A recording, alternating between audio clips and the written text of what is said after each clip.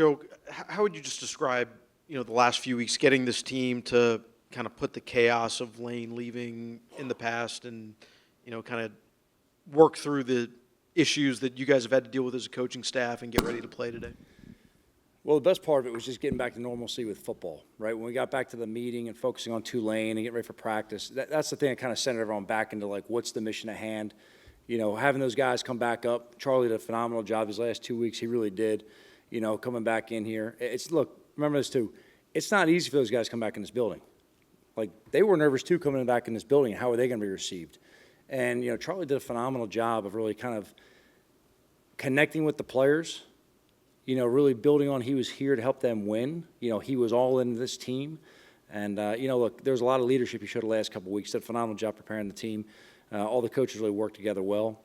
But it was, obviously a smoother transition once the football started, right? When you kind of let the dust settle and the other stuff, and that was really good. But I was really proud of the players, the way they kind of blocked out a lot of the noise, took a lot of the external stuff, and could turn into motivation what they're doing on the field. But really the main focus wasn't any of the other, stuff out there. It was about Tulane. They were too good of a team to overlook. Our guys knew that, and we knew they were coming in and play well tonight.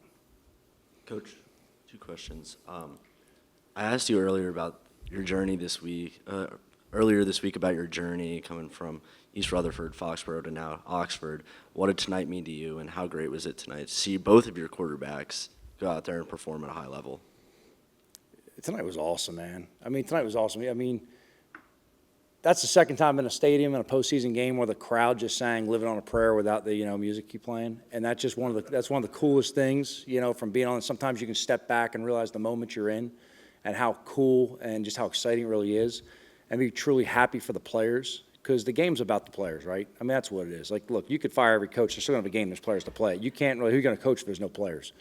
So seeing these guys, achieve the success and give themselves another opportunity in a couple weeks against a very good Georgia team, that was really, really good because they worked very hard. They stayed focused, went through a lot of, long extended days. You got to remember, that normal routine that they went through for 12 weeks changes when finals are over, right? Everyone else leaves town, Oxford, everyone's kind of going home for Christmas break, all that type of stuff. And these guys now have a little bit later meetings, start of the day. The routine's thrown off. It's not quite as lively all the time, in these kind of breaks in between semesters. But these guys were in here for extended periods of time, came up here, put a lot of extra hours in film time, some walkthroughs on their own, did a really good job on that. So the reward of seeing these guys, happy in the locker room afterwards, that's what you do it for. And Trinidad got banged up, but then eventually went back in. What do you see out of him, the toughness, the grit? Yeah, he's a tough dude. Look, it's football. You're going to get hit. He got hit. Those guys hit hard, too. He got up. He wanted to stay in. We had explained to him, like, you go down, you got to have at least one play. And obviously the medical staff had to make sure that he was clear to go back in doing their job. Pat's staff does a phenomenal job on that right there. But as far as Trin, he's a tough dude. He's a tough dude. He's a gritty dude. He's got a lot of mental toughness. I think he's shown that through his journey of, being willing to take on these challenges, going from Ferris to here in the SEC, and then fight through a position battle and how he's responded to a lot of adversity along the way. He's a tough dude. He's as physically tough as he is mentally. Yeah, Joe, the offense came out with almost 2 borderline perfect drives there. How critical was that for you guys to just silence everything that's been around and just go and play football there? Well, you can't get too high or low in these games, right? So it was great we were able to come out, first 2 drives, go down there and just score. That's ideally how you want to start every game, right? Play from ahead, kind of shapes the way your defense can play as well. If you can put the other team in more of a pass and catch-up mode, playing from ahead is always the way every coach wants to play. But at the same time, one of the things I'm most proud of this team, and speaking specifically for this offense with these guys, you kind of go through all of our games throughout the year. Like, just start off in Kentucky, right? We were down multiple scores in Kentucky, week 2. How many games we trailed or in close games. Me and Trin were looking at the Washington State stuff the other day just in case there was any copycat schemes that came up. And, like, Trin had to ask me, he's like, gee, I forgot we were down in the third quarter in this game. Like, yeah, we were. But the thing about this team was the entire time, there's never like a point and a finger. There's never a high and a low. There's never an overreaction. It all stays right here. This team's done a really good job. So we knew going into this, postseason, there's going to be highs, there's going to be lows in the game. We just got to keep it right here. So we're very pleased how we started off tonight, both halves, as far as like going down there and be able to execute, score, come away with touchdowns. But at the same time, if we had started out slow, that can't be a reason that we don't finish the way we want to. We've just got to go ahead and keep on the process and put the plays together and keep getting the ball down the field and converting those situations. Yeah, and then follow up. You've been a part of championship organizations, programs before. How does this compare pedigree-wise in that locker room? Do you feel like this team has true championship DNA? You see a team that's very unselfish. You see a team that plays for each other. You see a team that's very accountable to each other, and they work extremely hard. Because they've been able to go through a lot of games, that this is a very, very tough competitive conference. They've been able to win a lot of big games when they've been up, when they've been down, closing games out when it mattered, executing in situations, 2-minute drives, things of that nature. That's just the formula that you have to a chance of success. There's a lot of talented teams in this country that are sitting home watching teams play right now, okay? More talented teams in a lot of instances right there, but they don't have a team, right? So, PG did a great job this week of getting these guys really bonded and buying in and blocking out the outside noise and really focusing on Tulane. But in terms of like the next step of where we're going, again, we kind of talked to the players, like you don't talk about Fight Club. We got the Georgia Bulldogs. Whatever's after that doesn't exist right now. So whoever's thinking about hotels or trips, whatever it may be, that game doesn't exist. We've got the Georgia Bulldogs. They're a really good team, coached as well as anybody in the country. They play tough, they play fast, they're extremely talented, and be very prepared. We've already played them. They're going to have a jump start on us because they've had time this week where they can sit back and just really, hone in on what we do, Tulane does, knowing they've got one of these two opponents.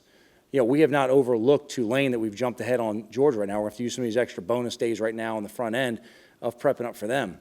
But in terms of like the down the stretch where it's going to go type of deal, we got one game that exists right now. We've got to earn the right to have, another Monday, another Tuesday, another Wednesday every week in how we practice and prepare. On those first two drives, was that Charlie's script? I was curious how far out y'all go and if you do any for the second half too, if that's not confidential.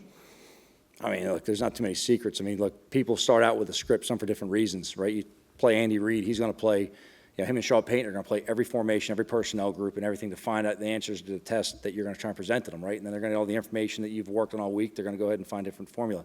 Some guys form scripts that they're going to try and take advantage of something specific you do schematically and play fast on it. We've had weeks where we do both, okay? So kind of changing it out. But yes, that's Charlie's script. It's Charlie's offense. He designs it with help of all the assistants. He calls it, okay? He does a phenomenal job of it. Charlie's done a really great job all season calling the offense. And I was glad for him to go out tonight and have that success right there. But absolutely, look, you talk throughout the first half, what are they doing? What are they doing differently than we expected? What's the same? And you talk throughout the half, and then you go to halftime, and you just kind of say, okay, here's a handful of plays we want to go ahead and use to get started. You're not really calling plays thinking, okay, 3-4 plays in, it's going to be a touchdown. You're just trying to go ahead and get the first down, get the sticks moving. And our message to our quarterbacks all year has really been like, just play point guard, right? Get the ball in the hands of the guys who can make plays with it. And all reality is you're standing 4 or 5 yards back behind the line of scrimmage. You can't really do much to help us, right? We got to get the ball to someone who can by moving it forward right there. So just take access passes, take good matchups. If we see a scheme that we know something's going to come open, let's take advantage of it. If not, get us out of dodge, hit the check down, hand the ball off, whatever it may be, and let's keep on moving. What was head coach Pete Golding like today? Pete's Pete. I think that's what makes him so special is he's not going to change no matter what title or label you put on him. He's always been the same guy. He saw the game from a big picture standpoint when I first met him last year, same as he did tonight. I think he did a great job of really delegating. It's not easy to call a defense and be responsible as a head coach to manage the game. So we kind of delegated throughout the game as far as when the defense was up, what my responsibilities were, and the communication we'd have throughout the game.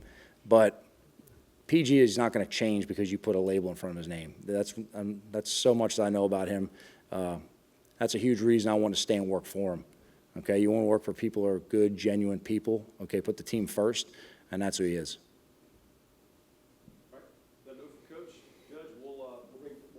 Good. Okay, guys. Hey, guys, appreciate you.